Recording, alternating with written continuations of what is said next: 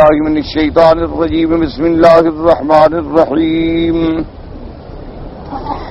ليس عليكم جناح أن تبتغوا فضلا من ربكم فإذا أفضتم من عرفات فاذكروا الله عند المشعر الحرام واذكروه كما هداكم وإن كنتم من قبله لمن الضالين.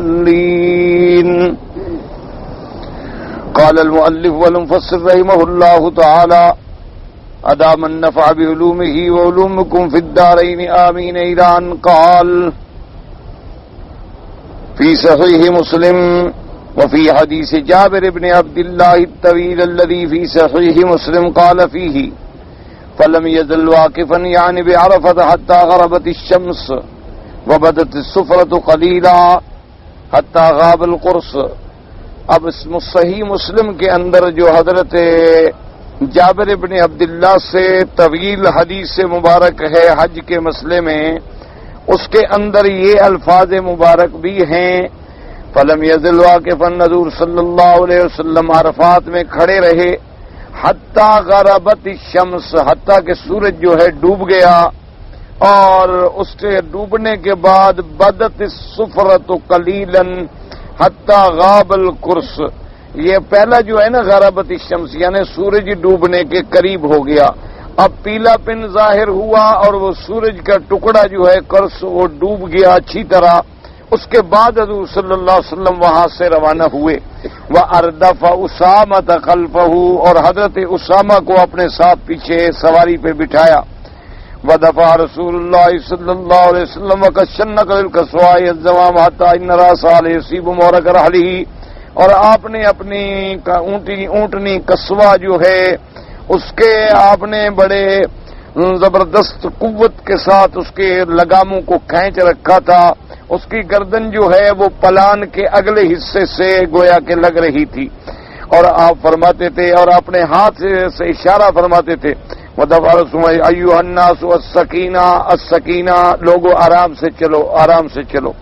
کلما اتی جبلا من الجبال ارخالا قلیلا حتی تصعد حتی اتی المزدلفۃ، اور جب حضور صلی اللہ علیہ وسلم کسی پہاڑ پہ آتے تو تھوڑا سا لگام کو ڈھیلا فرما دیتے ذرا آہستہ، کیونکہ پہلے تو یہ سڑکیں اور راستے بنے ہوئے نہیں تھے. حتیٰ کہ آپ پہنچے مزدلفہ میں فصلی بہ المغرب والعشاء بأذان واحد وإقامتین. اب حضور صلی اللہ علیہ وسلم میدان مزدلفہ میں جب پہنچے تو آپ نے ایک اذان کے ساتھ دو نمازیں پڑھی.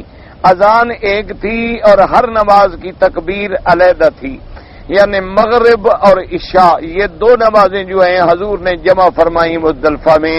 اس کو کہتے ہیں جمع تاخیر، یعنی یہ جمع ہوگی لیکن وقت عشاء میں. مغرب کا وقت تو گزر جائے گا چلتے چلتے، کیونکہ سورج ڈوبنے کے بعد مغرب کا وقت ہوتا ہے، اور جب سورج ڈوب گیا مغرب کا وقت شروع ہو گیا.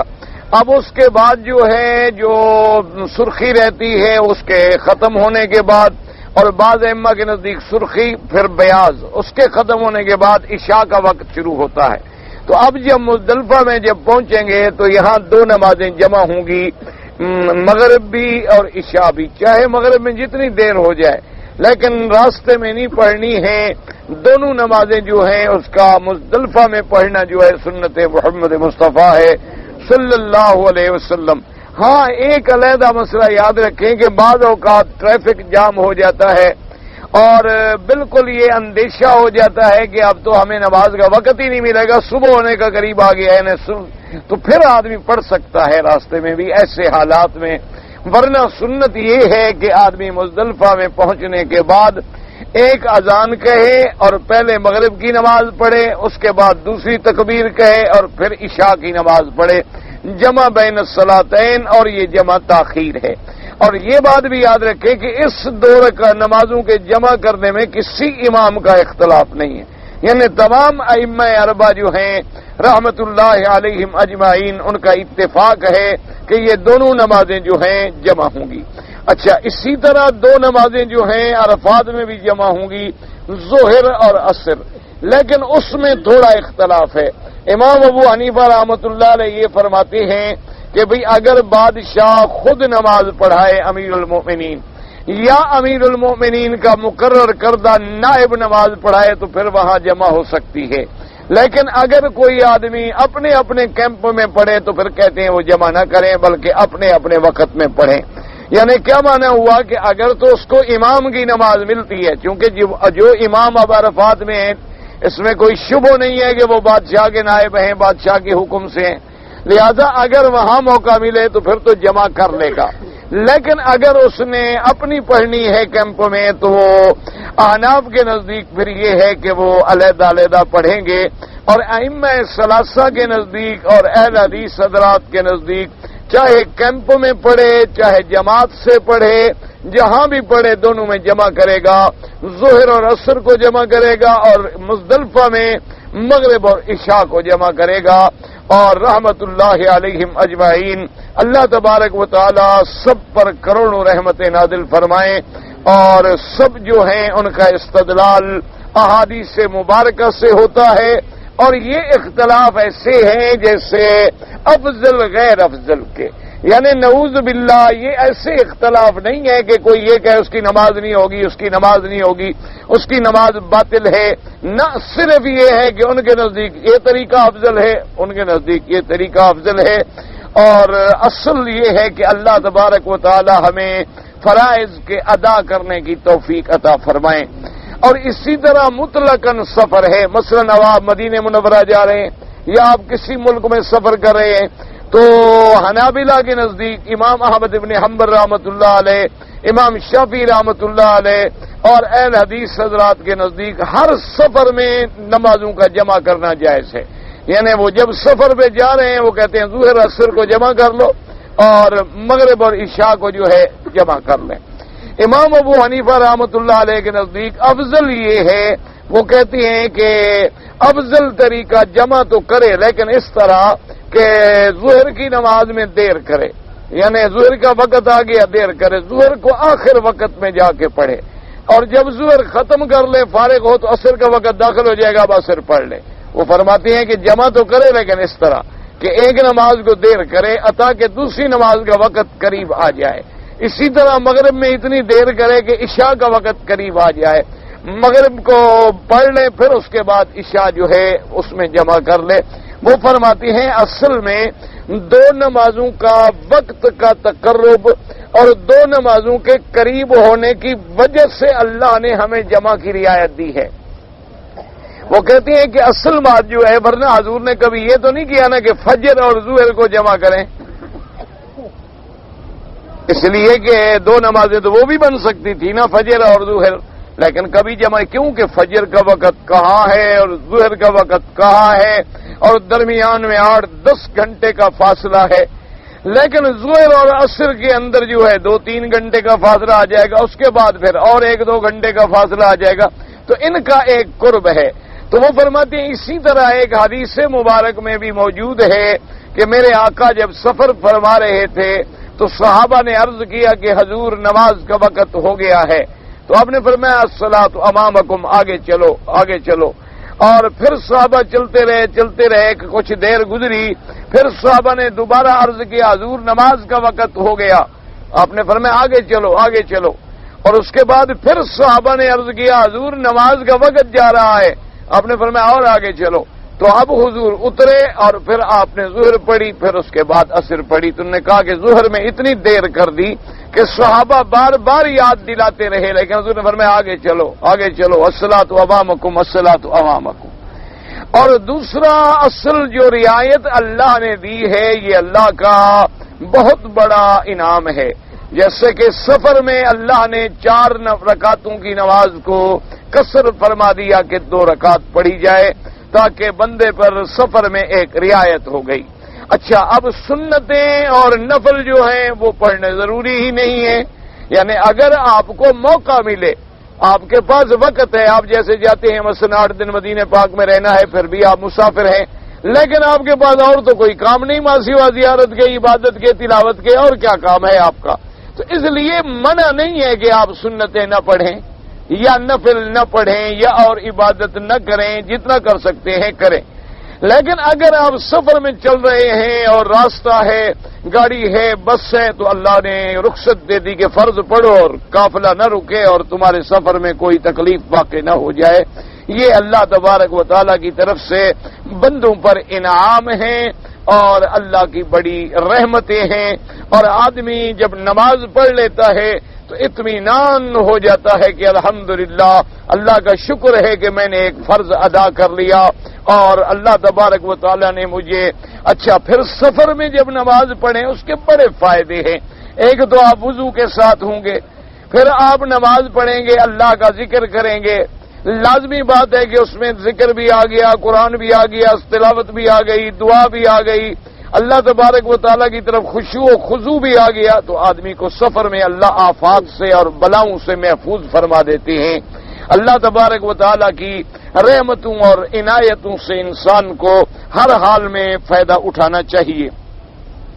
اور اس کے بعد جناب فرماتے ہیں کہ حضور پاک نے 2 نمازیں وہاں پڑھی، کہاں؟ مزدلفہ میں۔ وَلَمْ يُصَبِّحْ بَيْنَهُمَا شَيْئًا، اور دونوں کے درمیان حضور نے کوئی سنت نہیں پڑھی، یعنی مغرب نماز پڑھی، سلام پھیرا اور تکبیر شروع ہو گئی اور عشاء کی نماز پڑھ لی۔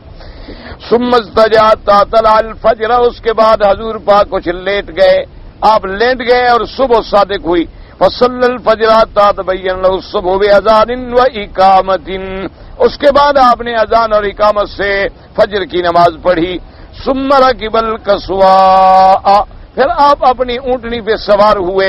حتی اتی المشعر الحرام، اس جگہ پر جہاں مسجد ہے مزدلفہ میں اور ساتھ اونچی جگہ ہے، یہی مشعر الحرام ہے، وہاں تشریف لے آیا۔ فاستقبل القبلۃ، آپ نے قبلے کی طرف رخ کر لیا۔ فدعا اللہ وکبرہ وحللہ ووحدہ، وہاں آنے کے بعد حضور پاک نے اللہ سے دعائیں مانگی اور اللہ تبارک و تعالیٰ کی تکبیر کہی، اللہ کی تحلیل کہی، اللہ کی توحید کا اقرار فرمایا۔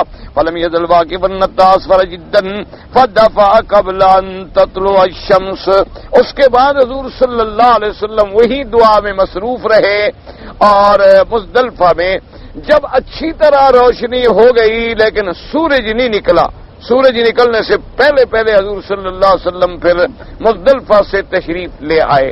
اور اسی میں ایک مسئلہ یہ بھی یاد رکھیں کہ میرے آقا نے زندگی میں کبھی تہجد نہیں چھوڑی، زندگی میں حضور صلی اللہ علیہ وسلم نے تہجد کی نماز نہیں چھوڑی، حتیٰ کہ بعض ائمہ کے نزدیک تو حضور کے لیے تہجد واجب تھی، امت کے لیے نفل ہے۔ حضور صلی اللہ علیہ وسلم کے لیے تہجد جو ہے وہ واجب کے درجے میں تھی۔ اچھا، تو لیکن مزدلفہ کی رات میں حضور نے تہجد نہیں پڑھی۔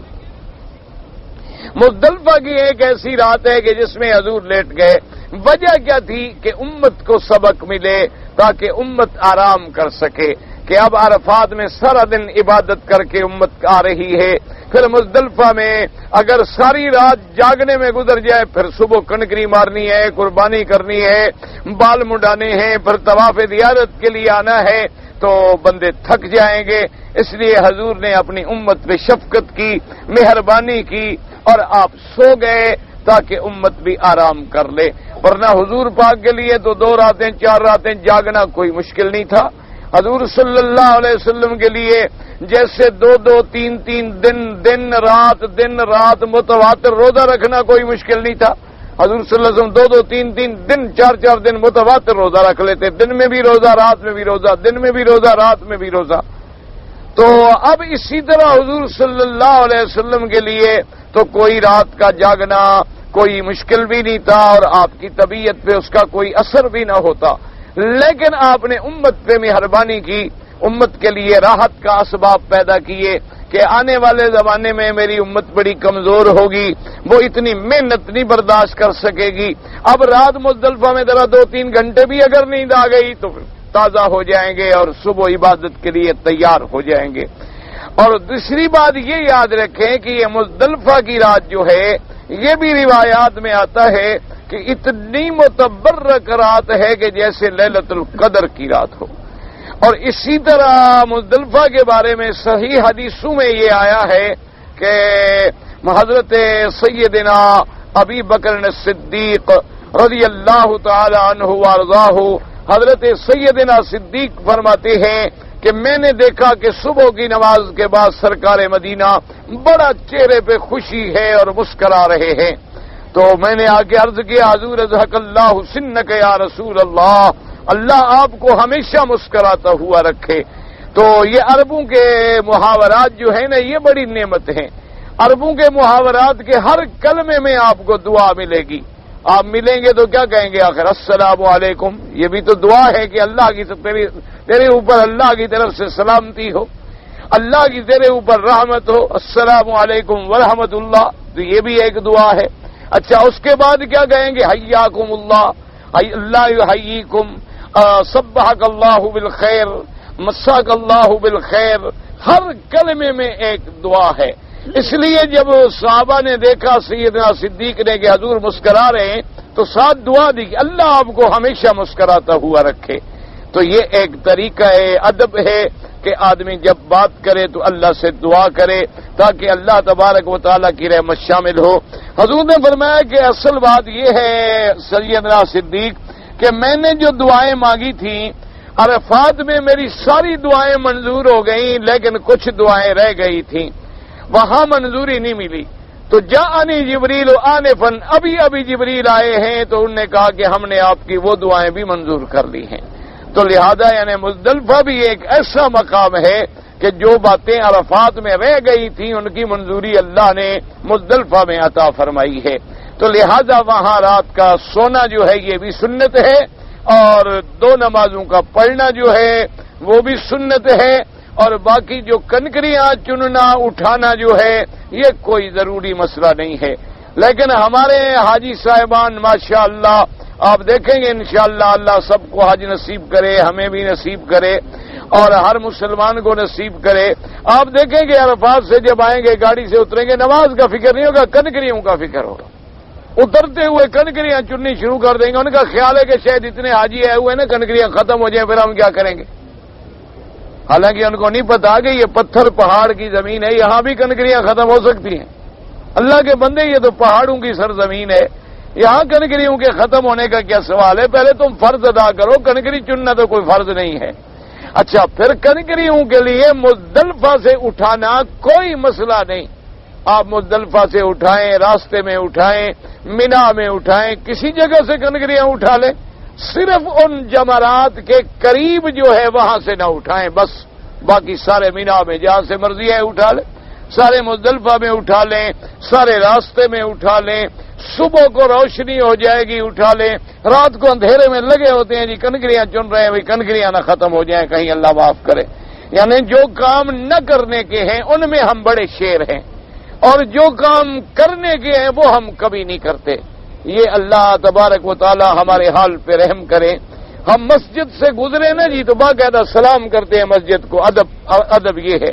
اور کبھی اگر جانا بھی پڑے تو مسجد سے 100 گز دور جوتے اتاریں گے، صاف کریں گے، کپڑے میں لپیٹیں گے، لیکن نماز نہیں پڑھیں گے انشاءاللہ. مولوی صاحب کو سلام کر کے چلے جائیں گے. تو اس ادب کا کیا فائدہ ہے بھی جب تم نے فرض ادا نہیں کیا، جب تم نے اللہ تبارک و تعالیٰ کے حکم کی تعمیل نہیں کی. مسجد کو سلام کرنے سے کوئی اللہ خوش ہو جائے گا؟ یا مسجد کوئی روح والی چیز ہے تیرے سلام کرنے سے تجھے جواب دے گی؟ یہاں بھی بڑا رواج ہے، لوگ مسجد کا مینار بھی نظر آ جائے گا نا کعبہ شریف کا، وہاں سے اللہ اکبر اللہ اکبر اللہ اکبر شروع کر. کوئی مسئلہ نہیں. سب ایسے لوگوں نے اپنی طرف سے بدعات کا ایجاد کیا ہوا ہے. حکم یہ ہے کہ کعبے پہ نظر پڑے تو دعا مانگو. اور بعض روایات میں یہ بھی ملتا ہے کہ جب نظر پڑے تو کہو اللہم زد بیتک ھذا تشریفا و تکریما و تعظیما.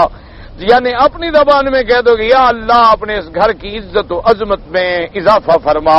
تو جب تم اللہ کے کعبے کے لیے دعا کرتے ہو تو اللہ پاک کی رحمت تیرے اوپر بھی شامل حال ہو جاتی ہے. تو اصل یہ ہے کہ ہم بنیادی چیزوں کا خیال نہیں کرتے. بنیادی چیزیں جو ہیں وہ فرائض ہیں کہ پہلے دیکھو نا، اب عشاء کی نماز کوئی نہ پڑھے مثال کے طور پہ اور ساری رات تہجد پڑھتا رہے، ڈھیلے کا فائدہ بھی نہیں، کوئی فائدہ نہیں کہ اس نے فرض تو پڑھا نہیں. اچھا ایک آدمی عشاء کا فرض پڑھے، ساری رات تراویح پڑھے، تہجد پڑھے اور صبح کی نماز کا وقت ہے لیٹ جائے، سمجھو سارا کچھ ختم ہو گیا، کوئی فائدہ نہیں. اس سے زیادہ بہتر ہے کہ آپ عشاء کے فرض پڑھیں، جائیں آرام کریں، سو جائیں، فجر کی نماز جماعت سے پڑھیں، یہ زیادہ ثواب۔ یہ کوئی ثواب نہیں کہ تم رات کو تہجد پڑھتے رہو اور فجر کی جماعت تمہاری چلی جائے۔ ہاں، اگر تہجد پڑھنی ہے تو اس یقین سے کہ میری جماعت نہیں جائے گی، پھر تہجد بھی پڑھو، سبحان اللہ۔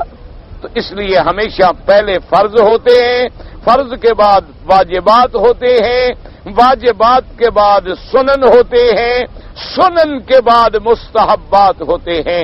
تو اس لیے ہمارے ہاں جو مسئلہ ہے، مستحبات پہ زور ہے، سنن غائب۔ اگر کسی کا سنت پہ زور ہے، واجب ختم، کسی کا واجب پہ زور ہے تو فرض ختم۔ تو یہ اس لیے ہم ناکام ہیں۔ اللہ تبارک و تعالی ہمارے اور آپ پہ، ہر مسلمان کے حال پہ رحمت فرما دے۔ تو بہرحال میرے سرکار مدینے پاک سے اس وقت چلے کہ ابھی سورج نہیں نکلا تھا۔ وفی الصحیحین عن اسامہ بن زید انه سئل کیف کان یسیر رسول اللہ صلی اللہ علیہ وسلم فقال کان یسیر العنق فاذا وجد فجوة النصف العنق وان بساط السیر والنصف فوقه۔ اب جناب حضرت اسامہ ابن زید سے بخاری اور مسلم کے اندر موجود ہے کہ پوچھا گیا کہ جب حضور پاک چلتے تھے حج کے سفر کے اندر اونٹنی مبارک پہ تو آپ کے چلنے کا انداز کیا تھا؟ انہوں نے کہا کہ حضور صلی اللہ علیہ وسلم درمیانی چال میں چلاتے تھے اپنی اونٹنی کو۔ فَإِذَا وَجَدَ فَجْوَةً نَصَّا، اگر موقع مل جاتا، راستہ کھلا مل جاتا تو تھوڑا تیز کر لیتے تھے اونٹنی کو۔ یعنی اگر ویسے تو اعتدال، یعنی نہ بالکل آہستہ اور نہ بالکل زور سے، درمیان اعتدال کی چال میں اپنی سواری کو چلاتے۔ لیکن اگر درمیان میں موقع مل جاتا کہ آگے لوگ نہیں ہیں، راستہ مل گیا تو تھوڑا سا تیز بھی فرما لیتے تھے۔ تو اس طرح حضور صلی اللہ علیہ وسلم اپنی اونٹنی مبارک پہ، اصل تو بھائی حج وہی تھے نا جی کہ آپ مدینہ منورہ سے اونٹوں پہ بیٹھیں اور مکے تک آئیں 8 دن سفر کر کے۔ حج تو اس زمانے میں ہوتا تھا، اب تو جناب ماشاءاللہ اللہ کی اتنی نعمتیں ہیں کہ ایئر کنڈیشن بسوں میں حاجی بیٹھے ہوتے ہیں ماشاءاللہ، اور جناب وہیں جھول رہے ہوتے ہیں نیند میں، اور جب اترتے ہیں کہتے بڑی تکلیف ہو۔ کیا تکلیف ہوئی ہے حضرت آپ کو؟ اور جی بس سے اتر کر خیمے آتے تک جناب غضب ہو گیا، اتنی دھوپ، اتنی، وہ تو سب یعنی سارا حج اپنی ناشکری میں تباہ کر دیا۔ اللہ کے بندے تم حج پہ آئے ہو کہ یہ بات ہے کہ تکلیف نہ ہو؟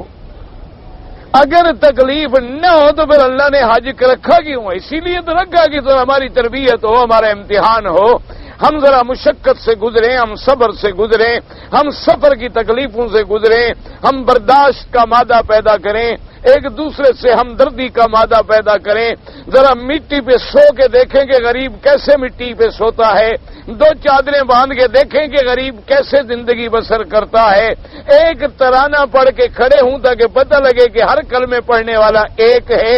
اسی سبق کے لیے تو ہمیں بلایا گیا ہے۔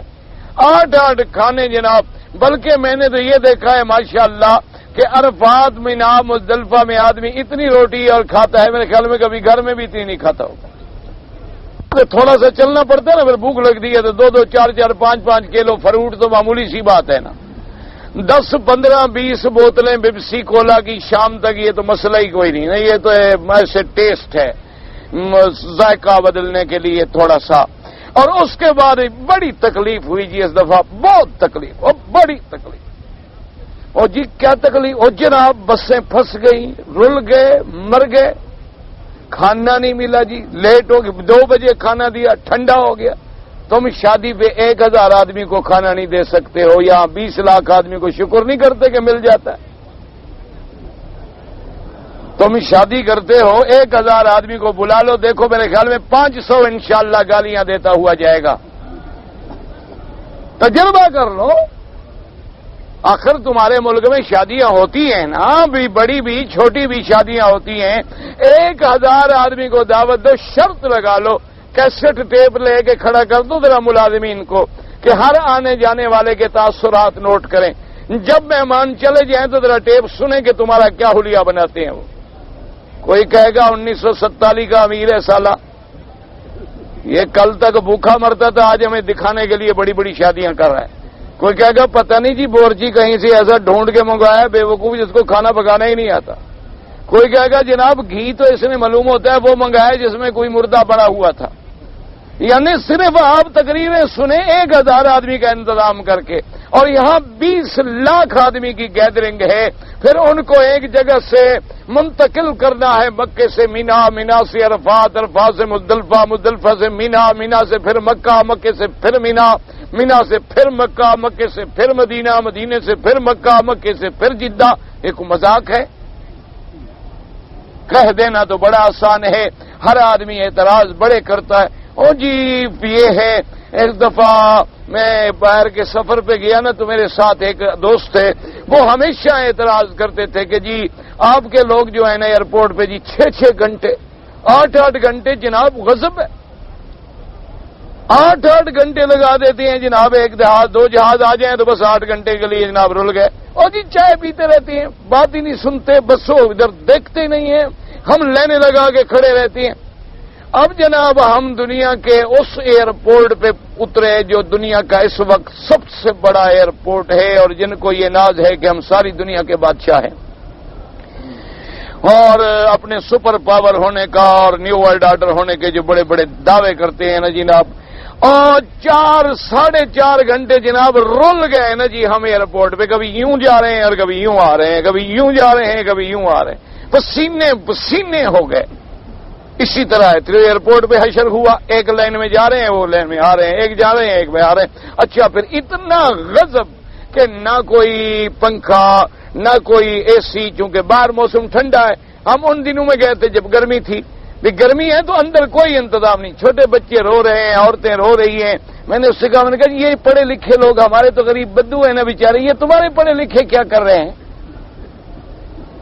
تو جی کبھی کبھی رش ہو جاتا ہے، تو میں نے کہا وہاں رش نہیں ہوتا ہے، ہمارا عادت ہو گئی ہے کہ مسلمان پہ اعتراض کرو، ہمارا ذہن بن گیا ہے، کافر پہ، گوری چمڑی والے پہ، سوٹ والے پہ کبھی اعتراض نہیں کریں گے، کیونکہ ان کے تو ہم غلام ہیں نا، ان کے ہم ذہنی نظریاتی جسمانی غلام بن چکے ہیں، ان کی برائی ہمیں برائی نظر نہیں آتی۔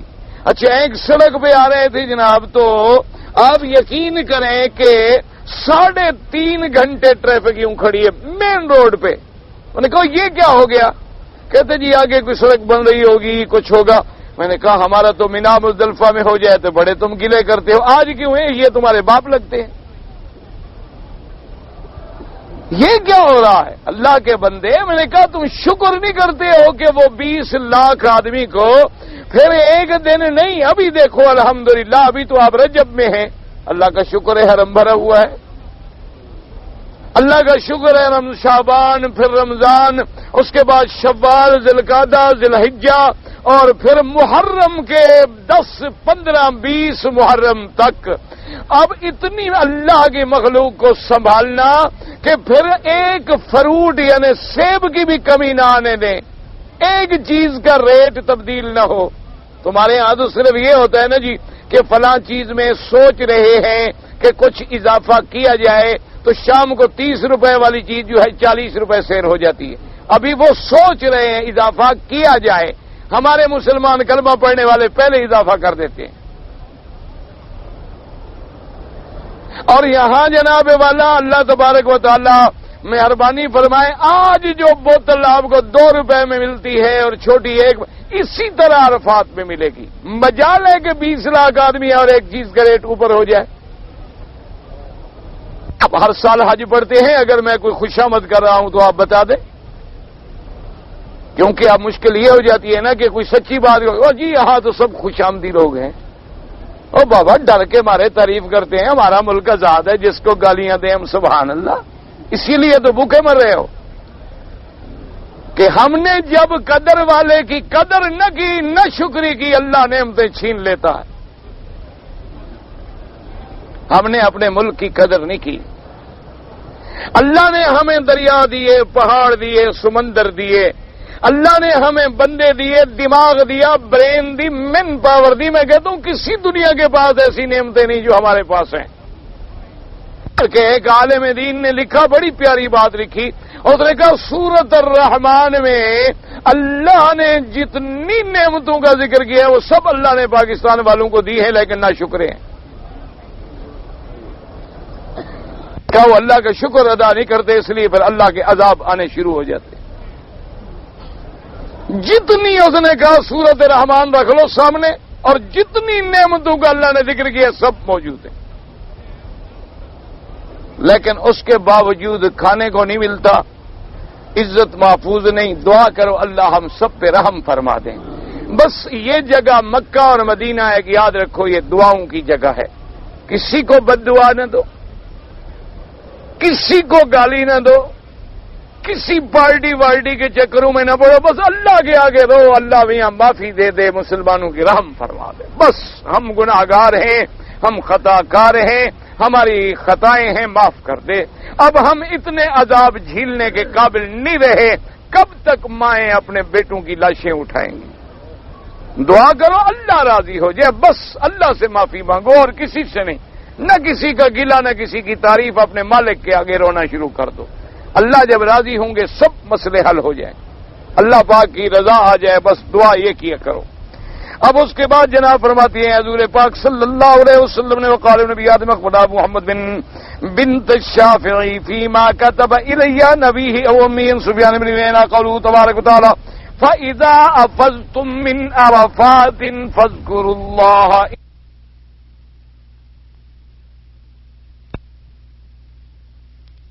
نابل مزدلفہ قال ان الصيام مشرم هذا المشعر الحرام سألت عبداللہ ابن عمرو سے میں نے پوچھا کہ مشعر الحرام کس کو کہتے ہیں؟ انہوں نے کہا چپ رہے۔ جب مزدلفہ میں پہنچے اپنی سواریوں کو اتارا تو پوچھا این السائل، وہ پوچھنے والا کہاں ہے؟ انہوں نے کہا جی میں یہ مشعر الحرام، اسی کا نام مشعر الحرام ہے۔ وقال عبد الرزاق قدام عمر زوری سالم قال قال ابن عمر المشعر الحرام المزدلفۃ کلھا، انہوں نے کہا سارا مزدلفہ کا جو میدان ہے یہ سب کا سب مشعر الحرام ہے۔ یعنی اصل مقام تو دیکھیں نا جی، جیسے عرفات میں آپ نے دیکھا ہوگا جس کو کہتے ہیں جبل الرحمت، ایک پہاڑ ہے، اس پہاڑ کے دامن میں نیچے جو کالے کالے پتھر پڑے ہیں نا، میرے مدنی پاک نے اسی جگہ اونٹنی پہ کھڑے ہو کے وقوف کیا، لیکن آپ نے فرما دیا العرفۃ کلھا موقف۔ حضور نے فرمایا لوگوں میں تو یہاں کھڑا ہوں، آخر ایک جگہ ہی کھڑا ہونا ہے، لیکن سارا میدان عرفات جو ہے موقف ہے، جو جہاں کھڑا ہو گیا الحمدللہ۔ اسی طرح مزدلفہ جو ہے مشعر الحرام اصل تو وہی جگہ ہے جو مسجد اور مسجد کے ساتھ جو اونچی جگہ ہے، لیکن سارا میدان مزدلفہ کا جو ہے یہ مشعر الحرام ہے۔ اور آج کل تو بڑا آسان ہے الحمدللہ، بورڈ لگے ہوئے ہیں کہ بھئی نہایت عرفات ختم ہو گئی۔ اچھا اس کے بعد پھر آگے آئیں گے تو ہوگا بدایت مزدلفہ، کہ مزدلفہ شروع ہو گیا، پھر آئے گا نہایت مزدلفہ، اب بھی مزدلفہ ختم ہو گیا۔ ہر طرف سے ماشاءاللہ بورڈ ہیں، اور پھر بڑی بڑی جسے یہاں عربی میں تو کہتے ہیں کشاف، یا اسے کہتے ہیں برج الکشاف، یعنی بڑے بڑے ٹاور کھڑے کر کے ایسی بجلیاں لگا دی گئی ہیں کہ وہاں رات کو بھی دن کا گمان ہوتا ہے ماشاءاللہ، اور باقاعدہ سمت قبلہ کا تعین بھی کر دیا گیا ہے تاکہ ہر آدمی جو ہے مسجد میں نہیں پہنچ سکتا، وہ غلطی کر کے نماز جو ہے غلط نہ پڑھ لے۔ تو الحمدللہ پانی کا بھی اللہ کی رحمت ہے، اب تو خیر حمامات بھی ہیں، ساری چیزیں ہیں، تو بہرحال مزدلفہ میں جہاں بھی کسی کو موقع مل جائے وہ مزدلفہ ہے، سارا مشعر الحرام ہے۔ وقال عبد الله قال اخبرنا امام زهري عن سالم قال قال ابن عمر المشعر الحرام المزدلفة كلها وقال هشام الحجاج نافع عن ابن عمر رضي الله تعالى عنه سئل قوله تعالى فاذكروا الله عند المشعر الحرام قال وقال هذا الجبل وما حوله، انہوں نے کہا یہ مشعر الحرام کا جو اونچا ٹیلا پہاڑ ہے اس کے ارد گرد سب، انہوں نے کہا مزدلفہ ہے، مشعر الحرام ہے، سب پر اس کا اطلاق جو ہے وہ ہوگا۔ انہوں نے بیان وقال عبداللہ قال فنامان المغیث بن ابراہیم قال رعاهم ابن عمر يزدحمون على قضاء فقال الا ما يزدحم كل ما هنا مشعر حضرت ابراہیم فرماتے ہیں کہ رآہم ابن عمر، حضرت ابن عمر نے دیکھا کہ لوگ جبل قزح جو ہے وہ جو میں نے آپ کو جگہ بتائی ہے وہاں رش کر رہے ہیں اور ایک دوسرے پہ گر رہے ہیں. تو آپ نے فرمایا یہ کیا کر رہے ہو؟ تو نے کہا جی یہ مشعر. انہوں نے کہا اللہ کے بندے سارا مزدلفہ مشعر الحرام ہے، جہاں جگہ ملے جا کے بیٹھ جاؤ، کوئی رش کرنے کی ضرورت نہیں ہے. اور اس کے بعد فرماتی ہیں انوروان باز السین بین وکندم جاء رسول ربی حسن الحسن وقطع انهم قالوا وما بين الجبلين، دو پہاڑ، ایک پہاڑ اس جانب ہے ایک درمیان، سب مزدلفہ ہے. وقال ابن جرير قلت لتان اين المزدلفہ قال اذا افزت من معظم عرفه فذلك الى محصر. انہوں نے کہا کہ جب تم وادی عرفات سے نکلتے ہو نمازمین سے، اس کے بعد وادی محصر تک یہ سارا ٹکڑا جو ہے مزدلفہ ہے. اور اس کے بعد جناب فرماتے ہیں مسلم وقال الاسلام زمان ما زما عرفت من المزدلفہ ولكن مفزاهما قال فقف بین وان شئت، جہاں تم وقوف کرو کر لو. قال واحب انت کہ ودون قضا هلم الینا من اجل طریق الناس. انہوں نے کہا میں تو نہیں چاہتا کہ ضروری اسی پہاڑ پہ پہنچے، آئے ہم لوگوں سے ہٹ کے ایک طرف آرام سے وقوف کریں. قلت والمشاعر هي المعالم الظاہرہ. اب مفسر فرماتے ہیں کہ مشاعر الحرام، مشاعر شاعر کیوں کہا جاتا ہے؟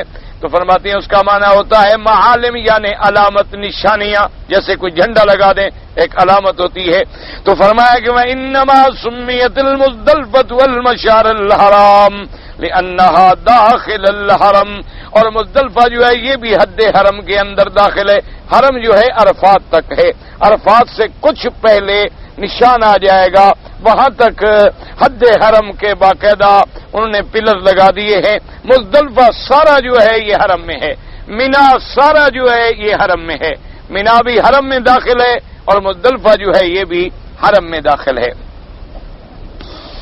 اس کے بعد وحل وقوع بیارکن بالحج لا يسیل ابی کما ذهب الیہ طائفۃ من السلف وبعض اصحاب الشافعی منهم الكفال بن خزیمہ حدیث عروة بن مضرس او واجب كما هو احد قولي الشافعی بالدم او مستحب لا يجب تركه شيء كما هو القول الاخر في ذلك ثلاثة قول العلماء مسلم واخر هذا والله اعلم.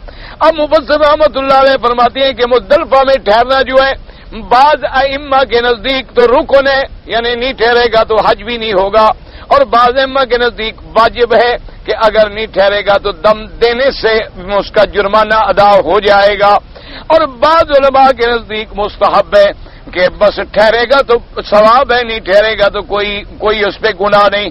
لیکن بہرحال اکثر ائمہ اسی طرف ہیں کہ مزدلفہ کا رہنا جو ہے وہ واجب ہے، کہ مزدلفہ میں آئے اور دونوں نمازیں بھی وہیں پڑھیں اور رات بھی وہیں گزارے.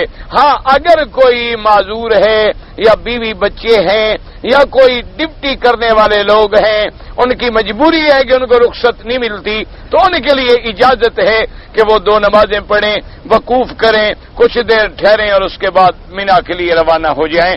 لیکن جس کے لیے عذر نہیں ہے، ہاں کوئی حاملہ عورت ہے، کوئی بچے والی عورت ہے یا کوئی ڈپٹی والا آدمی ہے، وہ اس کے لیے اجازت ہے. حضور پاک نے اپنی بیویوں کو بھیج دیا تھا کہ آپ جلدی چلے جائیں تاکہ مینا میں صبح جو ہے سب لوگ پہنچیں گے تو پھر رش ہو جائے گا. ورنہ ہر آدمی کو یہ چاہیے کہ مزدلفہ میں رات گزارے اور صبح کی نماز بھی مزدلفہ میں پڑھے اور نماز کے بعد کھڑے ہو کے قبلے کی طرف رخ کر کے اللہ سے لمبی لمبی دعائیں کرتا رہے حتیٰ کہ اتنی دیر تقریباً جتنی اللہ توفیق دے. ویسے تو تھوڑی دیر کھڑا ہو جائے وقوف ہو جائے گا، لیکن جتنا دیر اللہ مانگنے کی توفیق دے. سبحان اللہ. اللہ تبارک و تعالی ہر بندے کو اخلاص کے ساتھ مانگنے کی بھی توفیق دے، کیونکہ علماء نے لکھا ہے کہ ہر عبادت کے بعد جیسے ہر محنت کے بعد آدمی مزدوری کا مطالبہ کرتا ہے، اسی طرح ہر محنت کے بعد لینے کا وقت تو تب ہوتا ہے کہ اب اللہ ہمیں اس محنت کے بعد عطا فرما کہ جب تو نے ہمیں یہ مقام نصیب کر دیا ہے، تو نے عرفات نصیب کر دیا، تو نے مزدلفہ نصیب کر دیا، تو جو دعا ہے نا دراصل وہی بندے کا خلاصہ ہے کہ اللہ سے کتنی تعلق ہے. لیکن دعا اس طرح مانگیں کہ دل بھی حاضر ہو اور بدن بھی حاضر ہو. دعا ایسے نہ مانگا کریں کہ دل غافل ہے اور تم زبان سے دعائیں مانگ رہے ہو، وہ تو صرف زبانی کلامی بات ہے، وہ دعا نہیں ہوتی. دعا وہ ہوتی ہے کہ آدمی باوضو ہو، اول آخر درود شریف ہو، اور قلباً و قالباً اپنے اللہ کی طرف متوجہ ہو، اور دل میں یقین ہو کہ مالک سے لینا ہے، اس کے بغیر جانا ہے ہی نہیں، اور میں جو مانگ رہا ہوں مجھے ملے گا، بالکل اس یقین کامل کے ساتھ اللہ سے دعا مانگے۔ اچھا اگر ملنے میں دیر ہو جائے تو اکتا نہ جائے کہ بھئی اتنا عرصہ ہو گیا مانگ رہا ہوں نہیں ملا، مانگ رہا ہوں نہیں ملا۔ اللہ فرماتے تم تو میرے ایک حقیر بندے ہو، میری مرضی، میں جب چاہوں دے دوں۔ تم دنیا کے کسی وزیر کو درخواست دیتے ہو 2 سال تیرا مقدمہ نہیں سماعت ہوتا، تمہاری چھوٹی چھوٹی سی عدالتیں 4 سال کی تمہیں پیشیاں دے دیتی ہیں، میں تو مالک الملک ہوں، میری مرضی، میں منظور کر لوں تو ابھی تیرے ہاتھ بھی نیچے آئے تو منظور کر لوں، اور میں اگر منظور نہ کروں تو پھر سال ہاں سال تک یعقوب علیہ السلام روتے رہیں اور بیٹا نہ ملنے دوں۔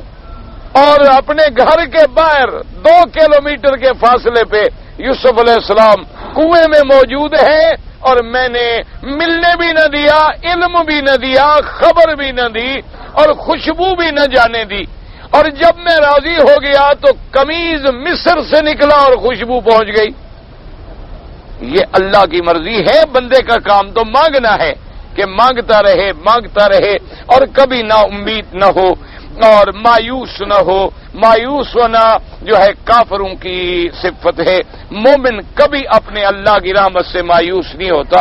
انہ لا ییأس من روح اللہ الا القوم الکافرون، اللہ نے قرآن میں فرمایا ہے کہ میری رحمت سے مایوس صرف کافر ہوتے ہیں۔ اللہ نے فرمایا لا تقنطوا من رحمت اللہ، میری رحمت سے نا امید جو ہے نہ ہوا کریں۔ وقال عبد الله بن مبارك سفيان الثوري قال عرفت كلها موقف فتوى وجمع كلها موقف الا محصر، حضور نے فرمایا مزدلفہ بھی سب موقع فیصل وادی محصر میں نہ آئے۔ هذا حديث مسند قال امام احمد بن المغيرة قال حدثنا سعيد بن الرزيد قال حدثني سليمان بن موسى عن جبير بن النبي قال كل عرفات موقف ورفعوا عن عرفات وكل مزدلفة موقف ورفعوا عن محصر، یعنی وادی محصر میں نہ بیٹھے۔ وكل فجاج مکہ منہر، مکے کی ہر گلی میں تم جانور ذبح کر سکتے ہو۔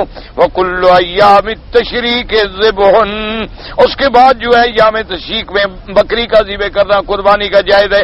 وَلَكِنْ هَذَا أَيْضًا مُنْقَطِعٌ فَإِنَّ سُلَيْمَانَ بْنَ موسى هذا وهو الأشدق لم يدرك جبير بن ولكن والوليد بن مسلم وزيد صغير مدرزيد عن سليمان وقال عن جبير بن النبي وقال سنا جبير النبي وذكر والله تعالى أعلم وقوله تبارك وتعالى واذكروه كما هداكم تنبيه النمل وعلم الله به من الهداية والبيان والإرشاد إلى مشيئة الحج وكان عليه هداية إبراهيم الخليل صالح وقال من الضالين قيل من قبل هذا الهدى وقيل القرآن وقيل الرسول بل كل متقارب ومتلازم وصحيح۔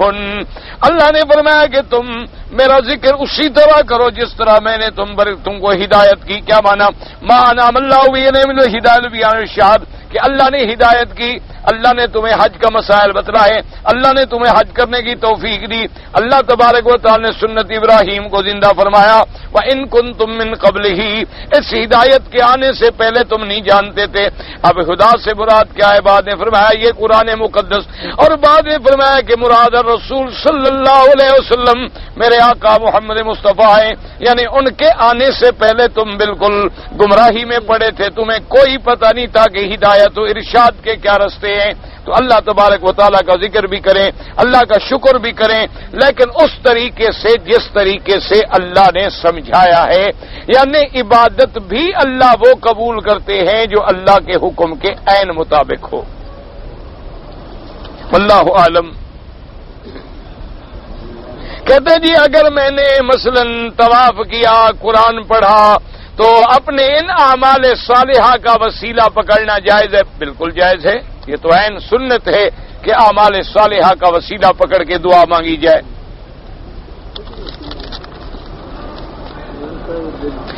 جی گھڑیوں کی دکان میں اگر کوئی ٹیپ ریکارڈر بیچتا ہے، کیمرے ویمرے بیچتا ہے، بہرحال گزارش یہ ہے جی کہ اگر مقام تقویٰ ہے تو ان سب چیزوں سے بچیں، جو چیزیں حرام ہیں ان کو نہ بیچیں، چونکہ حرام چیزوں کے بیچنے کا نفع بھی حرام ہے اور پیسہ بھی حرام ہے۔ تو باقی اگر آپ ملازم ہیں تو آپ کچھ نہیں کر سکتے ہیں، یہ ان کی ذمہ داری ہے جو مالک ہیں۔ باقی یہ ہے کہ بعض چیزیں ایسی بھی ہوتی ہیں کہ ان کا استعمال حرام ہو جاتا ہے۔ اب دیکھیں نا جی، یہ ایک گلاس ہے، اگر اس میں آپ پانی پئیں تو حلال ہے، لیکن شراب پئیں تو حرام ہے، حالانکہ چیز تو وہی ہے۔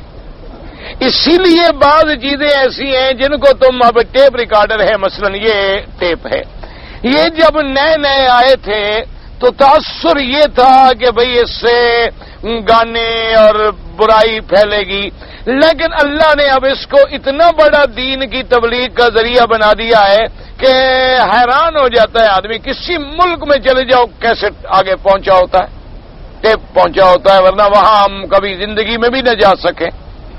تو اللہ تبارک و تعالیٰ کبھی انہی چیزوں کو پھر استعمال ہی بدلنے کی ذرا دیر ہے اسی کو۔ اسی لیے جب میرے آقا نے ایک آدمی سے فرمایا نا کہ میاں بیوی جب ملتے ہیں جمع کرتے ہیں تو ان کو اللہ صدقے کا ثواب دیتے ہیں، تو ایک صحابی نے کہا حضور عجیب بات ہے، میاں بیوی ملتے ہیں، ہم لذت تو اپنی حاصل کرتے ہیں، تو خیرات صدقے کا ثواب کیوں ملا؟ آپ نے فرمایا اگر یہی لذت غیر عورت سے حاصل کرو تو پھر گناہ ہوگا؟ تو نے کہا ہاں جی پھر تو گناہ ہوگا۔ آپ نے فرمایا جب تم نے اس بدن کو، اس قوت کو، اس صحت کو اللہ کے حکم پہ خرچ کیا ہے تو اللہ خیرات کا ثواب بھی دے دیتے۔ تو اصل بات جو ہے وہ یہ ہے کہ ان چیزوں کا استعمال کیا کیا جاتا ہے۔ میرے استاد جو ہیں وہ غیر مسلم ہیں، ان کو میں سلام کیسے کروں؟ والسلام علی من اتبع الہدی، بس جیسے حضور صلی اللہ علیہ وسلم نصرانیوں کو، یہودیوں کو جب خط لکھتے تھے تو آپ سلام علیکم تو نہیں لکھتے السلام علی من اتبع الہدی، کہ اللہ کا سلام اس پہ ہو جس نے اللہ کی ہدایت کو قبول کیا۔ تو ایک آسان سی طریقہ ہے۔ اور آج کل تو تمہیں تکلیف کیا ہے؟ آج کل تو گڈ مارننگ گڈ ایوننگ کا زمانہ ہے، تو مسئلے پوچھنے کی ضرورت ہی نہیں، ہاں سب مسئلے پوچھ رہا ہے۔ آج تو مسلمان استاد کو یہ سکھایا جاتا ہے، بڑے بڑے مہذب آدمی ہو سکھائیں گے جو اپنا سب سے پہلے اپنا بیٹے کو سکھائیں گے بائے بائی کرے، تو کہتے ہیں یہ بڑا لکھا آدمی ہے، بڑا مہذب گھر کا۔ اور اگر بچہ کہہ دے فی امان اللہ کہ یار کوئی مولوی کا بیٹا ہے، عجیب آ گیا یار، کیا پاگل بنا دیا آپ نے، کسی مولوی کے پاس جاتا ہے یہ؟ یار اس کو سکھاؤ، ٹھیک کرو یار، تہذیب سکھاؤ اس کو۔ یہ کیا مولوی والی السلام علیکم فی امان اللہ وعلیکم السلام، یہ کیا کہہ رہا ہے؟ آج تو یہ ہے کہ ٹاٹا کرے، بائی بائی کرے، تو اس لیے آپ کو کیا تکلیف ہے؟ آپ کے لیے تو مسئلہ بڑا آسان ہے۔ چھوٹی داڑھی بہرحال ایک مشت سے کم رکھنا جو ہے وہ گناہ ہے۔ ہنڈی کا کاروبار کرنا اگر مسلمان ملک کو نقصان پہنچے تو جائز نہیں ہے۔ رمضان شریف کے مہینے میں اگر ہم عمرہ کریں، دن میں زیادہ ثواب ہے یا رات میں؟ لازمی بات ہے دن میں، روزے کے ساتھ تکلیف زیادہ ہوگی تو ثواب بھی زیادہ ہوگا۔ یہ تو اصولی بات ہے، جتنی محنت کرو گے اتنی ثواب ملے گا، جتنی گڑ اتنی میٹھا۔ ایک روایت میں کہتے ہیں کہ عیسیٰ علیہ السلام اتریں گے اور دمشق کی ایک مسجد میں اور آ کے نماز پڑھائیں گے، بالکل ٹھیک ہے۔ حدیث میں ینظر عیسیٰ ابن مریم علی منارت شرقیہ بیضاء دمشق، یہ تو حدیث مبارک میں موجود ہے باقاعدہ کہ آپ دمشق میں اتریں گے ایک مسجد کے مینار پہ فرشتوں کے کندھے پہ ہاتھ رکھے ہوئے، اور حضور نے فرمایا آپ کے بالوں سے پانی ٹپک رہا ہوگا، معلوم ہوگا کہ ابھی ابھی غسل فرما کے تشریف لائے ہیں، اور امام مصلی پہ کھڑا ہو گیا ہوگا، لیکن آپ کہیں گے کہ تم نماز پڑھاؤ۔ ایک نماز تو پڑھیں گے امام کے پیچھے، باقی نمازیں پھر عیسیٰ علیہ السلام پڑھائیں گے۔ فرض غسل میں پہلے وضو کریں، بالکل فرض غسل اگر ہے تو پہلے استنجا کریں، اپنے بدن کو دھو ڈالیں، اس کے بعد جیسے وضو کرتے ہو نا اسی طرح پورا وضو کرو، پھر سر سے لے کر پاؤں تک پانی بہا ڈالو اور ہر جگہ کو اچھی طرح مسل لو تاکہ کوئی جگہ جو ہے خالی نہ رہ جائے۔ اگر انگوٹھی ہے اچھی طرح پھیر لیں، اسی طرح کانوں میں، اسی طرح ناف میں، ہر جگہ، تاکہ پانی جو ہے کوئی ایسی جگہ نہ ہو جہاں پانی نہ پہنچے۔ اگر کسی نے ایک چیز 10 ریال میں خریدی ہے اور وہ 20 ریال میں بیچ دے تو جائز ہے؟ 20,000 میں بیچ دے جائز ہے؟ یہ تو کوئی منع نہیں ہے، تو آپ کا بے شرا ہے، اگر لینے والا راضی ہے تو بیچ دو. لیکن مسلمان کے لیے یہ بھی حکم ہے کہ لا ضرر ولا ضرار، کہ تجارت ایسے نہ کرو کہ دوسرے کو نقصان پہنچاؤ. تم پر بھی تو پابندی ہے نا کہ تم ایسا نفع نہ کرو کہ وہ غبن بن جائے. تم بھی اپنے، تمہارے لیے حالانکہ کوئی حد نہیں، لیکن اسلام نے حدود رکھے. اسی طریقے سے وہ چیزیں جن کا کھانے پینے سے تعلق ہے اس پر تو اسلام نے اتنی سختی کی ہے کہ تم اگر سٹاک کر رہے ہو کہ مہنگا ہوگا بیچوں گا تو حرام ہے. اچھا اور چیزیں ہیں غیر ضروری تو بے شرع میں جائز ہے، لیکن تم کسی کو نقصان نہ پہنچاؤ. تمہارے اوپر بھی تو حکم ہے نا کہ مسلمان کو نقصان نہ پہنچاؤ. ایک بلی میری گاڑی کے نیچے آ گئی، کوئی بات نہیں، مر گئی تو مر گئی، اللہ کی مرضی، کوئی حرج نہیں. مجھے بڑی تکلیف ہے، لوگوں کو بندوں کی تکلیف نہیں، تمہیں بلی کی تکلیف ہے. یار شریف آدمی ہو، اچھی بات ہے، شکر ہے. لوگوں کو تو مسجدوں میں بندے مارنے کی تکلیف نہیں. انا للہ و انا الیہ راجعون. ہر حال کچھ نہیں ہوتا بلی مرنے سے. دہلی سے اگر ہم دہران آئیں پھر تو دہران سے احرام باندھ لیں عمرے کا، بس. جی کہ بعض لوگ جو ہیں اتحیات میں بیٹھتے ہیں تو اشہد اللہ الہ الا اللہ و اشہد ان محمد رسول اللہ پہ انگلی اپنی گھماتے رہتے ہیں. اصل یہ ہے کہ حرکت دینے کا ذکر حدیث میں موجود ہے. اور اب بعض ائمہ فرماتے ہیں کہ اشہد اللہ الہ الا اللہ، بس اب اسی طرح پھر رکھ لیں. اور چونکہ لفظ حرکت کا حدیث میں ہے تو بعض ائمہ نے یہ سمجھا کہ ساری نماز میں اس کو حرکت ہی دیتا رہے، بس، اور کوئی ایسا مسئلہ نہیں ہے. تم نماز پڑھا کرو، تم انگلیاں نہ دیکھا کرو لوگوں کی کہ حرکت کر رہی ہیں یا نہیں کر رہی ہیں. تم اپنی نماز کا فکر کرو. میرے خیال میں تمہاری نظر ادھر ادھر ہی ہوتی ہے کہ بھئی کس کی انگلی ہل رہی ہے، کس کا پاؤں ہل رہا ہے، اور یہ کیا کر رہا ہے، وہ کیا کر رہا ہے. میری نماز جاتی ہے تو جائے یہ تو دیکھ لوں یہ کیا کر رہے ہیں. میں مکہ شریف میں 9 سال سے رہتا ہوں اور ہر طواف میں صفا میں سبحان اللہ بے حمدی تو نہیں ہے، سبحان اللہ و بحمدہ سبحان اللہ العظیم، یہ پڑھتا رہتا ہوں. بالکل ٹھیک ہے، سبحان اللہ اچھی بات ہے، لیکن صحیح کر کے پڑھو. حضرت اسماعیل علیہ السلام برا ہے یا اسحاق علیہ السلام برا ہے؟ کیا آپ کو ملنا ہے؟ نہیں. کیا آپ کا کیا مقصد ہے ان دو میں؟ جو بڑا ہو تو آپ کیا کریں گے؟ نہیں، آخر مجھے سمجھائیں تاکہ میں جواب دوں. قرآن نہیں پڑھا آپ نے؟ یہ سب واقعہ گزر گیا. فبشرناہما باسحاق، اسحاق بعد میں آئے، قرآن میں موجود ہے. لیکن ان کے بڑے چھوٹے ہونے میں آپ کو کیا مسئلہ ہے؟ یہ ذرا مجھے مہربانی کر کے ذرا حل کریں، لکھیں کہ بھئی اگر اسحاق بڑا ہوا تو آپ کا کیا نقصان ہے، اور اسماعیل علیہ السلام بڑے ہوئے تو آپ کا کیا فائدہ ہے. بس ایک عادت ہے کہ مولوی مفت ہے، جواب مفت ہے. لکھتے رہو، کچھ تو پوچھ لو نا. ہمارے شہر میں بچے کو اکثر دوا کے طور پر گدھے کا دودھ پلاتے ہیں. اگر کوئی بیماری کا علاج ہے تو علاج کے لیے تو جائز ہے، علاج کے لیے تو حرام چیز جائز ہو جاتی ہے.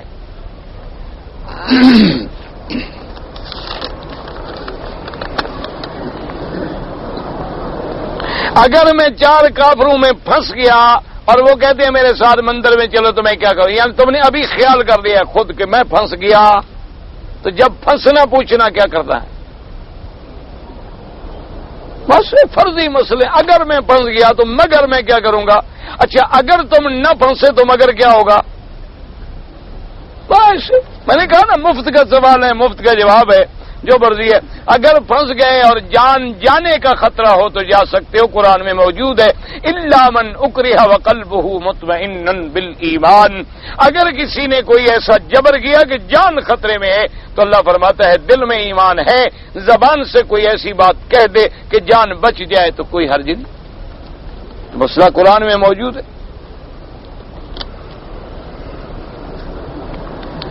وہ میں نے بچہ، میں ریاض سے عمرے کی نیت سے آیا، میرا احرام میقات سے چھوٹ گیا، مکے میں احرام باندھ آئے ریاض سے عمرہ کرنے کے لیے. تو کرنے کیا آئے تھے آپ؟ احرام تو آپ کو بھول گیا تو باقی کیا کرنے آئے تھے آپ؟ آیا ریاض سے ہے عمرہ کرنے، احرام بھول گیا، وہ مکے میں آ کے باندھا، ماشاءاللہ عمرہ قضا کرو، ایک بکری بطور دم ادا کرو، انشاءاللہ پھر نہیں بھولو گے۔ 70,000 امت حضور کا جنت میں بلا حساب داخل ہوگا، بالکل ہوگا، دعا کرو ہم سب داخل ہوں گے، تم صرف 70,000 کا فکر کیوں کرتے ہو؟ میری بیوی انتقال ہو گئی، اس کا مہر جو ہے مجھ پر باقی رہے گا، اچھا زندگی میں تم نے دیا ہی نہیں، ماشاءاللہ ایسا شوہر شریف اللہ رحمت کرے جی۔ بہرحال اس کے وارثوں کو ادا کرو، اس کا مہر آپ کے ذمہ ہے، فوراً جو بیوی کے شرعی وارث ہیں ان کو ادا کرو۔ میری بیوی ہسپتال میں اسٹاف نرس کی نوکری کرتی ہے، تو کیا یہ نوکری شریعت میں جائز ہے؟ اب جھگڑا ہوگا، آپ چاہتے ہوں کہ نوکری چھوڑ کے وہ گھر جائے، اس لیے مسئلہ پوچھنے آ گئے ہو۔ جب تم نے نکاح کیا پہلے نہیں پوچھا مسئلہ؟ جب تمہاری شادی ہوئی اس وقت تو نرس نہیں تھی، بعد میں بنی، تو جب وہ بننے لگی پھر بھی تم نے مسئلہ نہیں پوچھا، آج مولوی وکیل سے مسئلہ پوچھنے آئے، اس لیے ان کا ہو گیا ہوگا جھگڑا۔ یہ کہتا ہوگا کہ نوکری چھوڑو، چلو، وہ کہتی تھی میں نوکری کیسے چھوڑوں، اب یہ کہا کہ نوکری جائز ہے کہ نہیں ہے؟ جی عورتوں کی خدمت کرے، مردوں سے بچے، جائز ہے۔ غیر مردوں کو ہاتھ لگانا تو عام عورت کے لیے بھی ناجائز ہے، نرس تو نرس رہی، عورتوں کی ڈیوٹی کرے، غیر مردوں سے بچیں، پردہ قائم رکھے، جائز ہے۔ بیوی کی تنخواہ بچا کر کیا جی، اچھا میری تنخواہ سے گھر کا خرچہ چلاتے ہیں، جبکہ اس کی تنخواہ بچا کر ہم دوسری دفعہ عمرے کی سعادت حاصل کریں۔ اگر وہ اپنے منشے سے تمہیں پیسے دے، تنخواہ کے رضامندی سے تمہیں عمرہ کرائے، اس کی مہربانی ہے، اگر نہ دے تو تم اس سے نہیں لے سکتے ہو۔ نہ عمرہ کرنا کوئی فرض ہے کہ تم ہمیشہ اس کی تنخواہ عمرے کے بہانے پہ کھا جاؤ، عمرہ کرنا فرض ہے۔ اچھا حج بھی زندگی میں ایک دفعہ فرض ہے، اپنی تنخواہ یہ وہاں کھا جاتا ہے، اس کو کہتے تو مجھے تنخواہ کے لیے دے دو، میں عمرے پہ آ رہا ہوں جی۔ اب وہ بیچاری بیوی ہے، کیا کرے، نہ دے تو طلاق لے، خوشی سے کوئی بھی نہیں دیتا، بالکل تجربہ کرو، خوشی سے کون دیتا ہے؟ جو لوگ حرم میں کام کرتے ہیں ان کو بکری اگر دم کا ہم دے دیں وہ کھا لیں، بالکل ٹھیک ہے، وہ بھی غریب ہیں، اگر امیر ہوتے تو 500-800 ریال پہ نوکری کرنے آتے، غریب لوگ ہیں بالکل دیا کریں، بلکہ میں سمجھتا ہوں یہ زیادہ مستحق ہے، کسی سے سوال تو نہیں کرتے، بھیک تو نہیں مانگتے، اپنی مزدوری تو کر رہے ہیں، یہ لوگ زیادہ مستحق ہیں ان کی خدمت کی جائے، جو مانگتے ہیں نا ان کو تو نہ دیا جائے تاکہ ان کی عادت خراب ہوتی رہی ہے روزانہ۔ مکے والوں نے یہ مسئلہ ہو گیا ہے، حتیم میں قضا نماز پڑھ سکتے ہیں، مکہ مکرمہ کی ہر مسجد میں 1 لاکھ کا ثواب ہے، بالکل ہے۔ اگر عورت ہو تو کیا وہ جنازہ پڑھے مردوں کا؟ اگر مرد اچھا عورت مر جائے تو مرد اس کا جنازہ پڑھے؟ عورت بھی پڑھ سکتی ہے، اگر مرد پڑھ سکتا ہے کوئی حرج نہیں، اگر موجود ہے تو پڑھے، گھر میں ہے تو جنازے کے لیے عورت کو آنے کی اجازت نہیں ہے۔ دل میں بڑی کوشش کرتا ہوں لیکن خشوع و خضوع پیدا نہیں ہوتا، تم کوشش کرتے رہو، باقی اللہ کی مرضی ہے، جب چاہیں گے پیدا ہو جائے گا۔ تم تمہارا یہ سوچنا جو ہے نا کہ پیدا نہیں ہوتا، یہی تو خشوع خضوع ہے، یہی تو ہے کہ تم ڈر رہے ہو، اسی کا نام تو خشوع اور خضوع ہے۔ اگر آدمی رات کو پتہ نہیں کیا جی اپنے گھر والی سے پتہ نہیں کیا کریں، تو بغیر اچھا مقصد یہ ہے کہ میاں بیوی اگر سو گئے اور دونوں اب حالت جنابت میں ہیں، بچہ رونے لگ گیا، تو کیا عورت بغیر غسل کے بچے کو دودھ پلا سکتی ہے؟ بالکل پلا سکتی ہے، کوئی منع نہیں، لیکن بہتر یہ ہوتا ہے کہ استنجا کر لے، وضو کر لے، اس جگہ کو ایسے پانی سے ذرا صاف کر لے، اور افضل تو یہ ہے کہ غسل کر کے پلائے، لیکن اتنی دیر بچہ صبر نہیں کر سکتا، جب بڑا صبر نہیں کر سکا تو بچہ کہاں صبر کرے گا؟ اچھا جی، ایک عورت حج یا عمرے کے لیے آئی، اس نے طواف الوداع نہیں کیا، ماہواری آ گئی، کوئی بات نہیں، عورت کو ماہواری آ جائے تو طواف الوداع معاف ہے۔ قربانی کا جانور اگر خصی ہو تو قربانی جائز ہے، بالکل جائز ہے، وہ تو اور اچھا ہوتا ہے، موٹا تازہ ہوتا ہے۔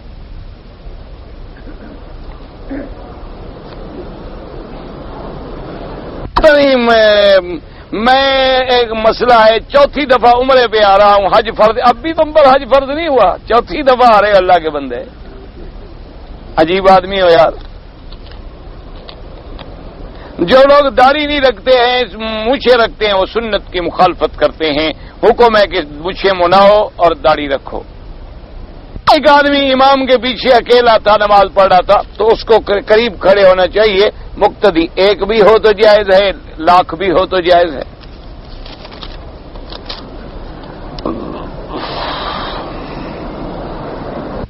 ہاں, ایک آدمی آیا, اس نے 7 کنکری ماری, قربانی دی, بال کتروائے, احرام کھول دیا, ٹھیک کیا. احرام کھولنے کے بعد ہی طواف صفا کرے گا. اگر بچے کو دودھ دینے والی عورت روزہ نہ رکھے, اگر تکلیف ہو تو روزہ نہ رکھے, یا دودھ کم ہو جانے کا اندیشہ ہو تو روزہ نہ رکھے, بعد میں قضا کرنی ہوگی.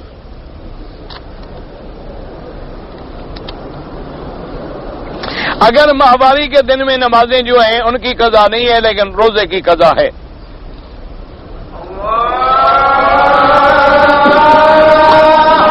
اللهم صل على سيدنا محمد وعلى آل سيدنا محمد كما صليت على إبراهيم وعلى آل إبراهيم في العالمين إنك حميد مجيد. يا الله يا رحمن يا رحيم يا إله